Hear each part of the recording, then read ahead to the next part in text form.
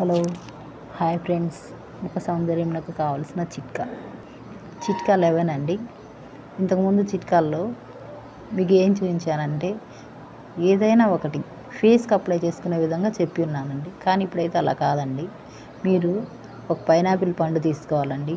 తీసుకొని ఈ పైనాపిల్ని 4 పీసెస్గా కట్ చేసి మిక్సీ జార్లో వేసుకున్న పిదప వెంటనే మీరు ఒక బౌల్ తీసుకొని ఆ బౌల్లోకి ఈ జ్యూస్ని తీసుకోవాలండి. తీసుకొని ప్రతిరోజు మార్నింగ్ టైము 1 గ్లాస్ అండి. 1 గ్లాస్ తీసుకున్నట్లయితే ఒక 10 డేస్ 15 డేస్ మీరు కంటిన్యూగా చేయండి.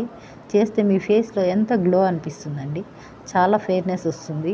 ఇది మనం ఫేస్కి అప్లై చేసే విధానంలో కూడా కొన్ని చిట్కాలు ఉపయోగించాము. వాటికంటే కూడా చాలా బెటర్గా పనిచేస్తుందండి. కాబట్టి మీకు ఇది చెప్పాలనుకున్నాను.